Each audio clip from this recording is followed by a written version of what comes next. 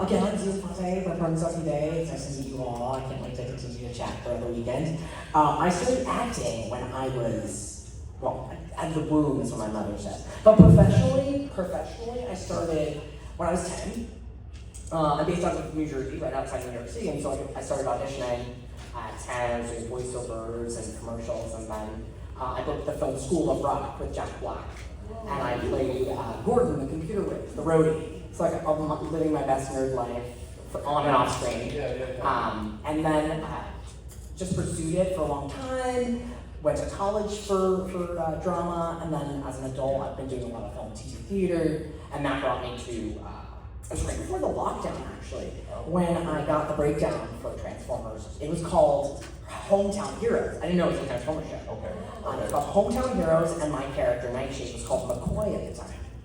And I remember, it's one of those situations, where you audition, and then you get the producer session 6 months later, and then you get the offer 6 months later. Yeah. It was one of those circumstances. Forget about it. I was like, exactly. And then the day it came in, and it said Transformers offer, I was like, and just because I didn't realize I was going to be a part of an incredible family franchise, I'm like, to tell a story as important as Nightshade, it's just, I wish that 10-year-old me that started acting in School Rock had Nightshade, and I'm so grateful that we get to bring it, and that Earthspark gets to bring that world to the Transformers world.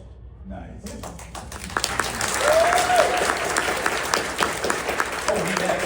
So I started acting probably in college. That's when I first started. I wasn't like a kid actor or anything like that. I was just doing theater. And then after college, I moved to Chicago and was just doing theater, right? Just plays and whatnot. And then I moved to LA and then pursuing on camera and whatnot. But it could be hot and cold at the time. And then there was this day that came by and I saw that the WWE was doing an adult cartoon show. And I've been a huge wrestling fan my whole life. Exactly. Whole life, I've been a huge wrestling fan. I didn't have a demo, I didn't have a class, I've never taken a voiceover class, I didn't have an agent, but I had an acting manager. And I was like, you think you can give me an audition for this? I think I'd be really good. Long story short, I ended up getting a part of Mark Henry on Camp WWE. It was with Seth Green from Robot Chicken and Family Guy. He was my first director for voiceover. So I'm like, yo, it is only a matter of time before they realize you don't know what you're doing. So for the money on that show, I used that to get voiceover lessons and whatnot. And I wasn't really doing anything with it for a while. But then I started going to E3. You guys remember E3?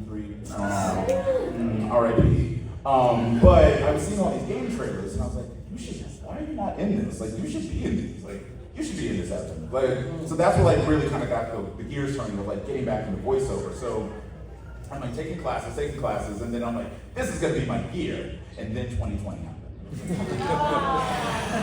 Yeah, but that was actually the best thing that happened to me because I built a booth in my own home. I got a microphone, I got my dream agent, and then I booked a commercial, I booked Guilty Gear Strive, I booked Spider-Man 2, all kind of within the same year. And I was like, wow, I haven't really, why was I waiting so long to do this? And then as we fast forward to the Transformer thing, I was hired for Transformers 1 just to do a little filler in scratch audio for Bumblebee, and then there was some time left over, and then they were like, can you do some Megatrons? I was like, yeah, sure. I did a couple, and they were like, oh, please. And they put it on mute, and there's all the suits talking and whatnot, and I'm just standing there, and they're like, can you do the Megatron for this movie? I was like, yeah, sure, whatever you need.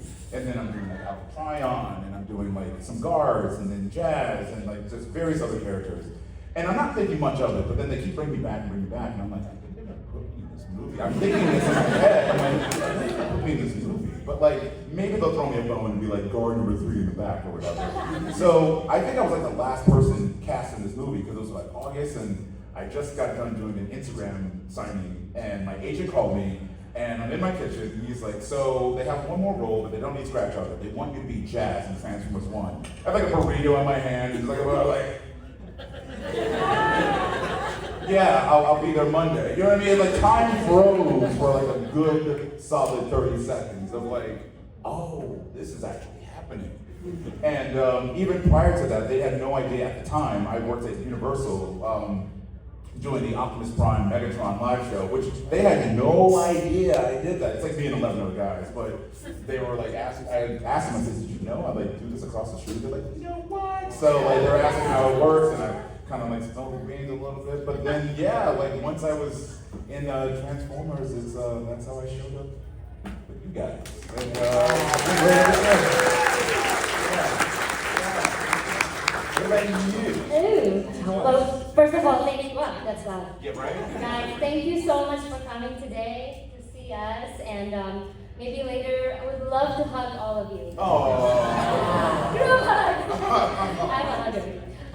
So originally I came from Indonesia. I won a green card lottery when I was in high school. And so I came here and I brought $200, and I thought it was like a lot of money. And because in Indonesia, $200 is 3 million rupiah. Turns out it was nothing. And so my brother hooked me up and I worked at Pizza Hut. But because I didn't really speak English, I got demoted like from the customer service to the cook to the washer, all the way to the toilet cleaner. But I was like super excited because I was like, oh my gosh, I'm like, this is like an amazing country and I love it.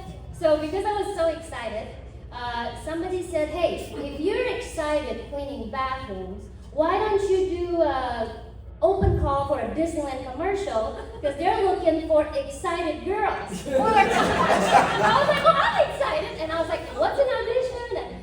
And they said, well, it pays $500. And I was like, stop, let me go right now. More than 200. And so I went on my first audition on a Disneyland commercial, and all they asked me to do, and at the time I didn't speak English, is just to sit down on a chair like this and go, whoa! And I booked it, guys.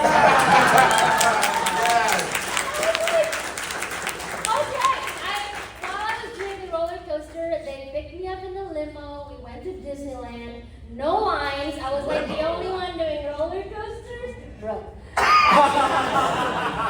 And I said to myself, I was like, okay, this is what I want to do in my life, to be an actor.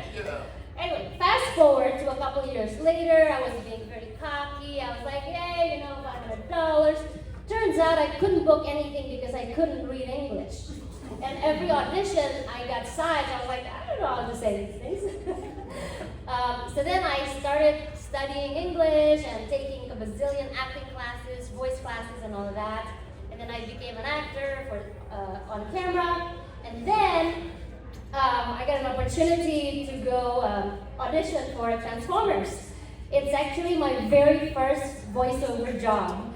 And it really changed my life because, guys, I hang out with Peter and Frank and Starscream, Knockout, and everyone for 3 whole years, every Wednesday from 2 to 6 p.m.